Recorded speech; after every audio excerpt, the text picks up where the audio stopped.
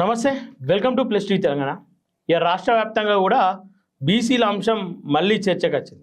ఇక నిన్న ఒక యువకుడు ఆత్మహత్య చేసుకోవడం, ఆయన మరణం తర్వాత ఇక బీసీ సంఘాలన్నీ కూడా బయటకు వెళ్ళినాయి. ఈ సంఘాలన్నీ కూడా సందర్భాన్ని బట్టి బయటకు వెళ్ళి పోరాటాలు చేస్తూ ఉన్నాయి. అలాగే ఈ స్థానిక ఎన్నికల్లో నిలబడుతున్నటువంటి బీసీలకు కూడా బెదిరింపులు వస్తూ ఉన్నాయి. వాటిపైన ఎవరు స్పందించట్లేదు.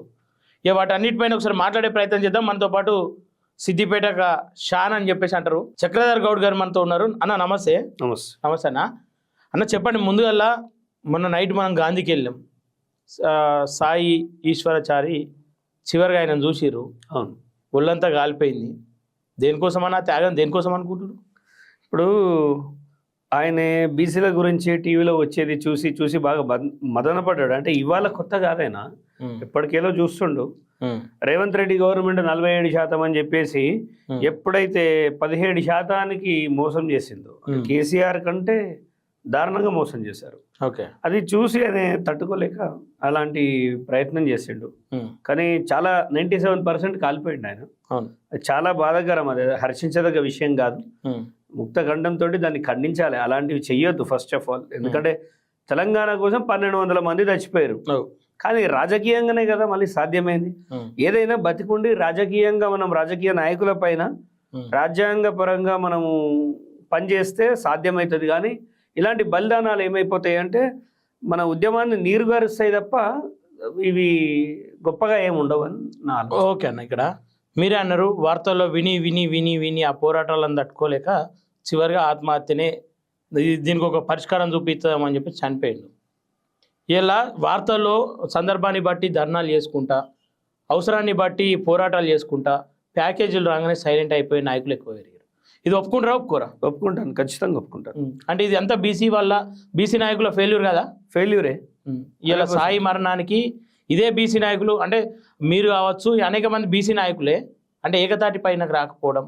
అంటే చక్రధర్ వస్తే నా ఫేమ్ పోతుందేమో, పృథ్వీ వస్తే ఈయన ఫేమ్ పోతుందేమో, మల్లన్న వస్తే మల్లన్నకే ఫేమ్ వస్తుందేమో అన్న ఆలోచనలో బీసీ నాయకులు ఉన్నారు. నిజమే, అది మీరు అన్నది 100% నిజం. అది మరి ఎవరు తప్పిది? అంతా అందరు తప్పిది, నాతో పాటు ప్రతి ఒక్కరు తప్పిది. ఇప్పుడు ఒక బీసీ నాయకుడు చక్రధర్ని చూస్తే మాట్లాడాడు, ఎవడు సొమ్ము తిన్నాడు ఈడ అంటే. నేను ఇప్పుడు కేసీఆర్ని తిడతా, కేసీఆర్ని పార్టీ పరంగా తిడతా. ఆ పార్టీకి ఎవరైతే ఇన్ఫ్లుయెన్సర్గా పనిచేస్తాడో బీసీ నాయకుడు, ఆయన చక్రధర్తో మాట్లాడద్దు. ఎందుకు మాట్లాడొద్దు అంటే ఆబ్వియస్లీ ఆడ ప్యాకేజ్ తింటుడు కాబట్టి మాట్లాడద్దు. ఇప్పుడు 10 మంది కలిసి కూర్చొని పెట్టే ఒక మీటింగ్ చూపించండి బీసీలలో. అవును, ఇలా విశ్వరథన్ మహారాజ్ వస్తే ఆయన మాదిగా ఆయన మా బీసీలకు ఉద్యమం ఎందుకు చేయాలంటారు. మరి విశ్వరథన్ మహారాజ్ని ఉద్యమం ఎందుకు చేయాలి? బీసీలలో చాతగాని లీడర్లు ఉన్నారా?